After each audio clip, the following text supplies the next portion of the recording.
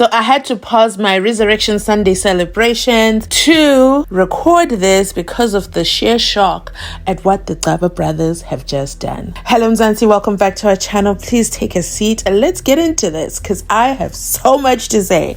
First and foremost, the Gcaba brothers have the Gcaba family. The Gcaba family has responded to one of their brothers being named over there by the Durban courthouse, and they're like, no, hold on. But my question to you is, why issue a statement? Why not wait for the investigators to come to you? I mean, we do know the investigators still haven't pinned down Kelly Khumalo, but I digress. They issued a statement. To me, that's a red flag, allegedly. But let's get into the statement if you haven't already heard it. And the statement reads as follows. It's got the Gcaba logo right there on top because it's an official document, okay? And it says, and you know what? They don't need no lawyers be coming to write for them.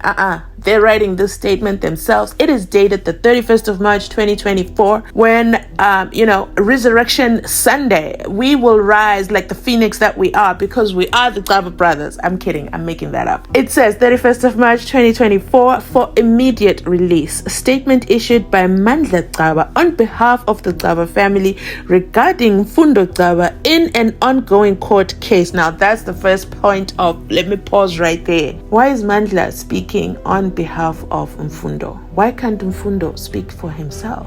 Why is he silent?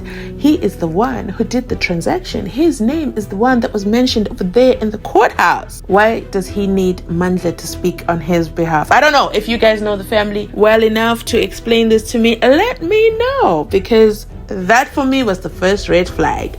But let's go on. Since the name of our brother Mfundo Gcaba was recently mentioned in court in the murder trial of Mr. Tibz Motswane and the late South African music icon Keenan Jared Forbes, popularly known as AKA, first of all, Mr. Tibz was not just Mr. Tibz, but I digress. There has been much speculation in the public domain about the reason for one payment.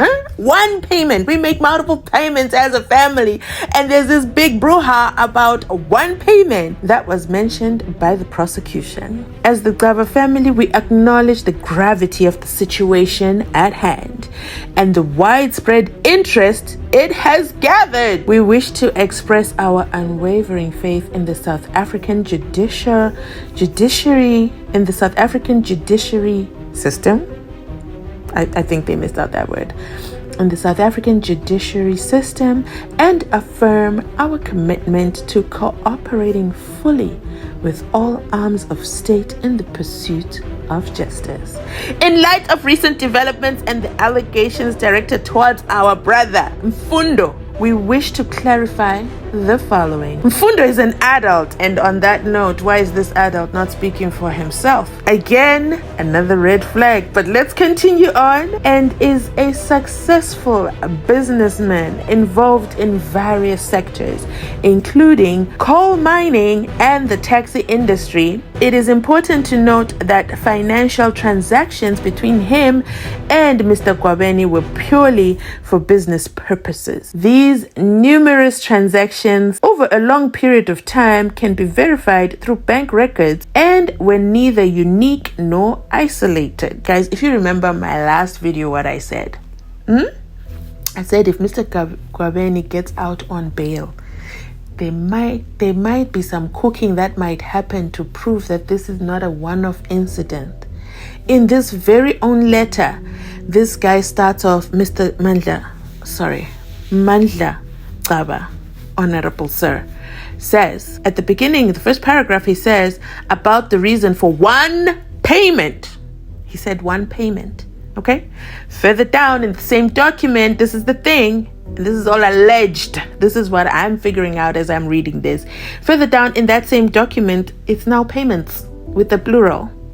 But anyway, they can prove it, right? Remember my previous video, I said, I don't know if the state should have said that out loud so fast if they don't have the other party, or they haven't questioned him. According to this, they haven't questioned him. Now they've had time to maybe work on establishing a chain or a business transaction that can explain more than the word consultation and dividends. But That's just my overactive mind going on here because, you know, a light bulb went off. But let's continue reading. This is what happens when you issue out statements, because now we're called to read them and analyze them and see what's going on. And because we watch a lot of true crime shows, you know, we just gotta dissect it. But let's keep on reading. What does he go on to say? He says these numerous transactions over a long period of time can be verified through bank records and were neither unique nor isolated. Listen, Mr. Gwabeni's defense lawyers are just going to take that sentence and be like, listen, there's numerous transactions over a long period of time can be verified through bank records and were neither unique nor isolated. They just got to say that and then bail granted. Woo! We are concerned that the authorities have not yet approached Mfundo to share his side of the story. Why haven't they approached him? Mr. Begitele and Police Commissioner over there, Mr. Mkwananzi, in the KZN Police Department. Why haven't you approached him? Now you don't have an official statement. Before the name was mentioned in court, now they can say anything. I am disappointed at that revelation. If there's anything this statement has done, it has highlighted my level of disappointment, because we were so proud of the South African police services thus far. But to find out you have not questioned Mr. Mfundo himself?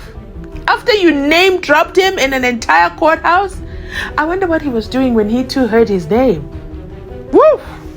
Okay, I digress. Back again. We are concerned that the authorities have not yet approached Mfundo to share his side of the story. We believe in the principle of fairness and the right to be heard. And we urge that this opportunity be extended to him at the earliest convenience. Never mind that we're on Easter holiday and tomorrow's Easter Monday. No. Earliest convenience. That is a demand, in my opinion. Allegedly. It is crucial to understand that Mfundo has assured the family that he has no connections. The spelling there is not spelling well, but I guess that's what happens when you issue a statement on Easter, on Resurrection Sunday. It says he has no connections. I don't know what that means, but I think they were trying to say he has no connections to any illegal activities. Debate amongst yourselves there in the comment section if that is a fair statement in this what is this called, press release. Nor does he have any motive to engage in such. His business dealings are legitimate and transparent, having nothing to hide to anyone, least of all our law enforcement. Okay, Big Brother Mandla, we hear you. And then it goes on to say, the Gcaba family takes this opportunity to extend its deepest sympathies to the Forbes and Motswana families for the tragic loss of their children. It is a message we wish to extend to many South African families who lose their loved ones through violent crimes. It's past tense, who've lost their loved ones through violent crimes, unless you're predicting the future.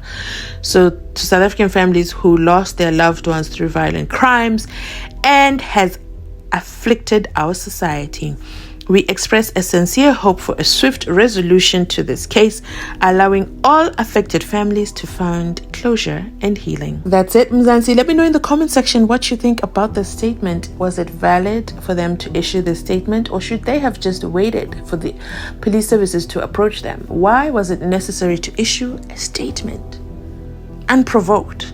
But I would say they were provoked because everybody is asking, excuse me, are you the Gcaba brothers that were mentioned in the courthouse? That's it from us today. Thanks so much for watching. Catch you on our next upload.